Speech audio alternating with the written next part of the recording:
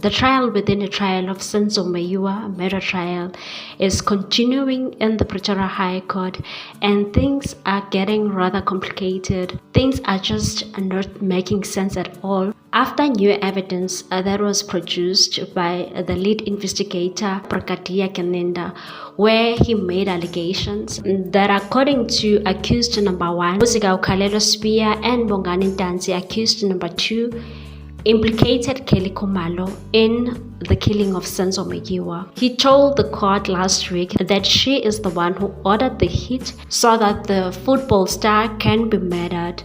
And Advocate Mngomezulu, who's representing accused number 1 and 2, continued to cross-examine the lead investigator, Bribery Gininda, about the AVL report evidence, where Sergeant Mngomezulu was transporting accused number 2, Gininda, and put it to the witness that the vehicle made a stop on the 18th at Engine Garage in Alberton. And according to Danzi's version, they stopped at the Engine Garage, and it was confirmed by the AVL report on the 18th. The witness said he won't dispute it because he wasn't driving Danzi. Mngomezulu further said that's where he alleged that the assault took place there, and all the witnesses are denying the assault.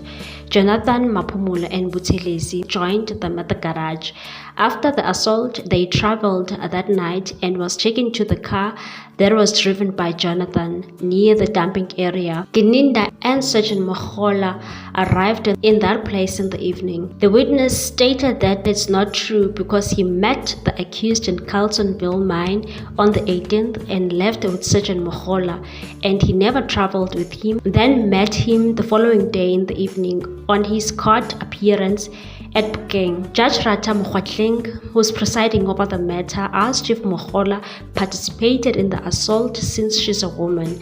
Mngomezulu said he never mentioned that. He only said it was Jonathan, Buthelezi, Mabena, and the SWAT team and the police. The witness denied it and said it's not true. If he was there, he would have recorded it and wouldn't have not allowed it. Mngomezulu then said in the early hours on the 19th of June 2020, when he was booked at Pretoria North and was booked out again and was told he was going to appear in Foslera's court. Suddenly, he saw himself in Soweto and he didn't sign any documents of the confession. The witness said the accused made a confession freely and voluntarily on the day, and the arrangements were made, and he made a confession. The documents he received from Rapadu were signed, and he met him later at the Bukeng. There was no indication he made complaints. Mngomezulu wasn't happy how Gininda is answering the questions and said he keeps on explaining things he didn't even ask, because Ntanzi said he was transported to Soweto and the AVL confirmed it was in Moroka police station, and after Moroka he was transported to Foslera's court. It was confirmed on the AVL. In Foslera's he didn't appear in court. That was also confirmed by Sergeant Mngomezulu that he didn't appear in court because the matter was not placed on the roll. They then traveled and he saw Alberton board on their way. The AVL report confirms that. The witness said he wasn't traveling with him. He wasn't there. Mngomezulu further put it to the witness that they made a stop in Heidelberg Road near dumping area where he was assaulted. The witness said he wasn't there. He didn't even see any visible injuries to accused number 2 on the 19th when he met him. Even the occurrence book doesn't reflect that. Mngomezulu said the stop is also shown in the AVL report, and he was taken back to Soweto with Mabena and Mogane. The car entered Baragwanath Hospital. First time he saw Rapadu and they left with him. They then stopped to a place next to discarded ATM machines, and that's when he was assaulted. He was assaulted when he arrived with Mngomezulu. Gininda took out the documents in his car and told Gininda to sign, because if he doesn't want to sign, they'll continue with the torturing. The witness denied all of that and said they never went to a dumping site. He only met them at Bukeng. Mngomezulu put it to the witness that there were papers and Danzi didn't sign in the dumping site, and he signed them at Moroka station. Gininda said the vehicle went to Moroka. From Moroka it went to Pretoria West. The records are available to prove that. After court proceedings at 2 o'clock, there was nowhere the car went to Baragwanath and a place where ATM are not functioning. He has never seen that. he grew up in Soweto. That version is not true. Mngomezulu said when he was transported to Phokeng, he didn't meet him there. He was traveling with them. They were following each other. Gininda said that's not true. He met them at the Phokeng police station. The advocate then said he arrived in Pretoria Sunday on the 21st and apologized to him and requested him to cooperate, and he offered him 3 million rand as long as he's going to implicate the right people. Gininda said he's shocked about 3 million rand. Even his department or his unit is not even allocated at that amount. He has never had a police bribing suspect. It's not true, it's all lies. He met him on the 22nd, and on the confession that he already made, he implicated all the suspects, and he doesn't know the deceased, the suspects that are before the court. He doesn't know. And also the Kumalos and the witnesses that were there in the house on that day, he doesn't know. When Mngomezulu was shot and killed, he doesn't know them. Mngomezulu asked the witness that when did he meet Mjiyakho. The witness said on the 23rd, and on the 24th, Ntanzi made a confession to the magistrate. Mngomezulu said that he doesn't know how Ntanzi communicated with Mjiyakho. The witness said he was told that there's an attorney who wants to speak to Ntanzi. That's how he met him for the first time.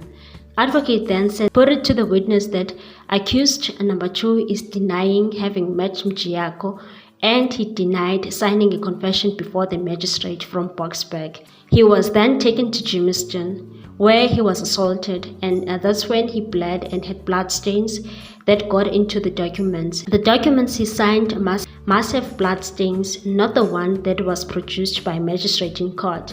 Gininda said he doesn't know that the instructions were given with Mjiyakho. On the 24th, he stood up and said Mjiyakho is his attorney, and he received the confession, and he has an original documents, and there's no blood stain. And Mjiyakho is recorded by the magistrate that he is Ntanzi's lawyer. On the first appearance, Mjiyakho was also there in Boksburg.